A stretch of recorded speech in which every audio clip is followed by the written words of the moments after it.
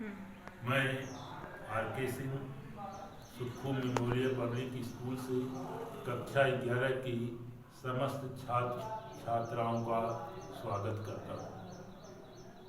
आप लोगों के सामने यह मेरा पहला वीडियो बना है, जिसे आप अवश्य देखें और जो कुछ भी कमी हो उसे थोड़ा बताने का आप लोग अवश्य कष्ट करिए, जिसका मैं स्वागत करूँगा। हारी गुरु आपणी देवहाड़ी कई बार, जिन मानिस ते देवता करत न लागी। कबीर दास जी गुरु की महिमा का वर्णन किया है। वे गुरु को ईश्वर से भी ज़्यादा महान समझते हैं, क्योंकि उन्होंने ही कहा है, गुरु गोविंद दो खड़े काके लागू पाए, बलिहारी गुरु आपने गोविंद यू बताए। उसी तरह से कहते हैं कि बलिहारी गुरु आपने, हे गुरु जी मैं आपको ही, बलिहारी गुरु आपने, आप ही को मैं अपने को समर्पित करता हूँ, क्योंकि आपने ही बार बार मुझे जिन मानिस ते देवता, मनुष्य से देवता बनाने में आपको जरा सा भी जो है विलंब नहीं लगता है, आपको जरा सा भी जो है देरी नहीं लगता है। कहने का तात्पर्य यह है कि वे गुरु की प्रार्थना करते हुए कहते हैं कि हे गुरु जी, आप में वह शक्ति है जिससे बार बार न जाने कितनी बार आपने मनुष्य को देवता बनाने में आपको जरा सा भी जो है विलंब नहीं होता है। सतगुरु की महिमा अनंत। सतगुरु जो गुरु सत्य के रास्ते पर ले चली वही सतगुरु है। तो कबीर दास जी कहते हैं कि सतगुरु की महिमा अनंत, अनंत किया उपकार। सतगुरु की महिमा अनंत है और उसने हमारे ऊपर अनंत उपकार किया है, उसकी कोई सीमा नहीं है। और लोचन अनंत उघाड़िया, अपने दिव्य आँखों से हमें जो है ईश्वर के विभिन्न स्वरूप को जो है दिखाया है।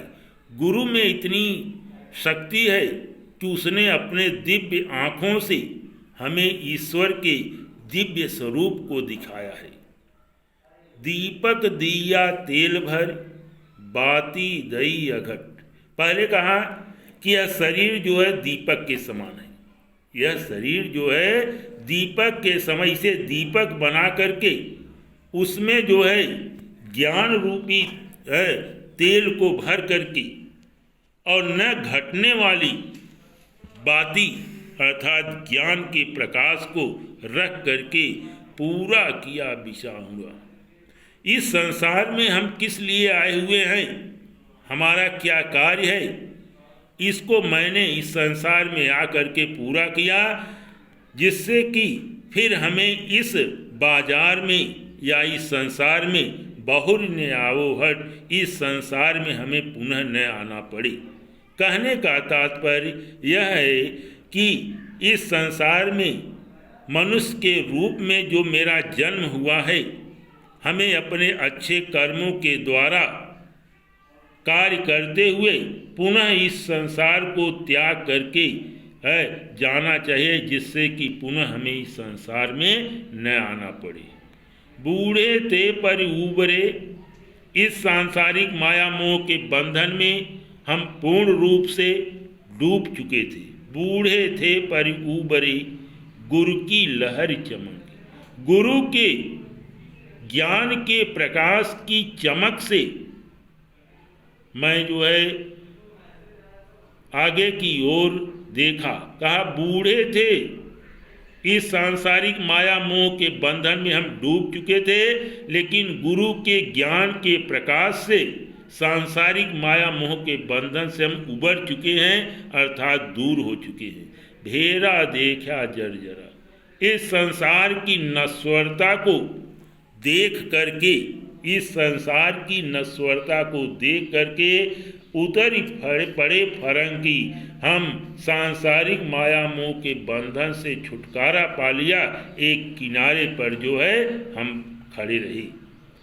चिंता तो हरि नाव की और न चिंता दास।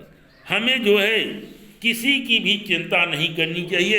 अगर चिंता करनी है तो ईश्वर के नाम की चिंता करनी चाहिए। चिंता तो हरि नाव की, हमें केवल ईश्वर के नाम की जो है चिंता करनी चाहिए और न चिंता दास। और हम कबीर दास जी कहते हैं कि हमें और किसी की चिंता नहीं है। जे कुछ चितय राम बिन, अगर कोई व्यक्ति या कोई प्राणी राम से अलग हो करके उनको भूल करके कोई कार्य करता है, देखता है, सोई काल के पास उसी की जो है मृत्यु होती है, वही मृत्यु के नज़दीक होता है। तू करता तू भया मुझ में रही न हूँ। तू करता, राम राम का नाम जपते जपते राम मैं हो गया, मुझ में रही न हूँ। मुझ में किसी भी प्रकार का अहंकार नहीं रहा। बारी फेरी बढ़ गई जित देखूं तित तू। जब अपने को पूर्ण रूप से परमात्मा में समर्पित कर दिया, अपने को पूर्ण रूप से परमात्मा में मिला लिया, अपनी आत्मा को परमात्मा में लीन कर दिया, जित देखूं तित तू। जिधर मैं देखता हूँ उधर तू ही तू जो है दिखाई देता है। कबीर सूता क्या करे काहे न देखे जाग।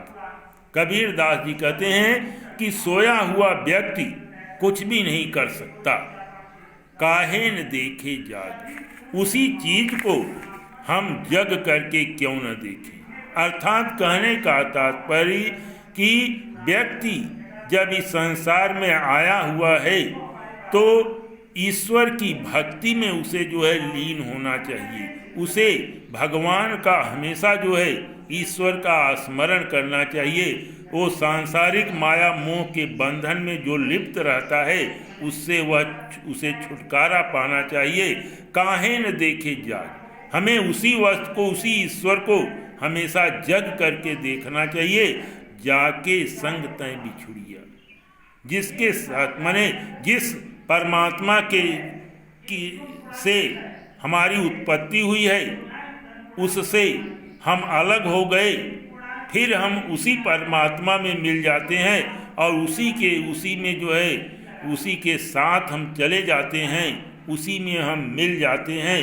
तो हमें उसको कभी भी भूलना नहीं चाहिए। एक बार फिर देख लीजिए, कबीर सूता क्या करे। कबीर दास जी कहते हैं कि सोया हुआ व्यक्ति क्या कर सकता है, काहे न देखे जागे। उसी को हमें अपनी जागृत अवस्था में जो है देखना चाहिए। हमें सुप्त अवस्था में नहीं रहना चाहिए। हमेशा ईश्वर का जो है भजन भक्ति करना चाहिए। जिस जाके संग तय बिछुड़िया, जिसके संग आए हुए हो, जिस परमात्मा से अलग हो करके इस पृथ्वी पर आए हुए हो, फिर हमें जो है उसी परमात्मा में ही जो है मिल जाना है। इसलिए हमें कभी भी उसे भूलना नहीं चाहिए। केसो कह कह कूकी, केसो मतलब राम, ईश्वर का नाम ले ले करके कूकना चाहिए, बोलना चाहिए। ना सोइए असरार, हमें उसको भूल करके इस सांसारिक माया मोह के बंधन में हमें सोना नहीं चाहिए। रात दिवस के कूकड़े, रात दिन के कूकने पर कबहूँ लगे पुकार। कभी तो वह हमारी आवाज़ को सुन अवश्य सुनेगा। ताकि केसो कह राम राम कह करके हमें हमेशा बोलना चाहिए और अपने समय को व्यर्थ में नहीं गंवाना चाहिए। रात दिन के राम राम कहने से कभी तो वह मेरी आवाज़ को सुन सकता है। लंबा मार्ग दूरी घर, विकट पंथ बहुमार्ग। ईश्वर की प्राप्ति का मार्ग जो है बहुत ही क्या है, लंबा है। कबीर दास जी कहते हैं कि ईश्वर की प्राप्ति का मार्ग जो है बहुत ही लंबा है और उसका घर भी बहुत दूर है। यहाँ वहाँ नहीं है कि गाड़ी से पहुँच गए। विकट पंथ बहुमार, और उस रास्ते पर जाने पर अनेकों प्रकार की कठिनाइयों का सामना करना पड़ता है। कहो संतों क्यों पाइए। कबीरदास जी कहते हैं कि हे संतों, ईश्वर का दीदार करना, ईश्वर का साक्षात्कार करना बहुत ही दुर्लभ है। उसको बहुत सरलता से नहीं प्राप्त किया जा सकता है। यह तन जारो मस करो। कबीरदास जी ईश्वर में अपने को पूर्ण रूप से समर्पित करते हुए कहते हैं कि यह तन जालो मस करूं, इस शरीर को जला करके क्या कर दूं, स्याही बना दूं। मस माने स्याही। इस शरीर को जला करके स्याही बना दूं। लिखो राम का नाम, और उस स्याही से राम का नाम लिख लिख करके लिखूं। लेखन करो करंक की, और लेखनी किसकी बनाऊं, करंक। करंक माने हड्डी। अपने शरीर की हड्डियों की लेखनी बना करके इस शरीर को स्याही जला करके स्याही बना दें, और उससे राम का नाम लिख लिख करके भेजूं। आगे है, कै बिरहीन को मीच दे, कै आपा दिखलाए। कहा कि जो ईश्वर के विरह में लीन है, ईश्वर की भक्ति में दुखी हैं, कहा कै बिरहीन को मीच दे, या तो इस बिरहीन को, इस भक्त को मृत्यु दे दो, नष्ट कर दो, या तुम अपना स्वरूप जो है दिखला दो। 8 पहर का दाक्षिणा। ये 8 पहर का दाक्षिणा माने कष्ट।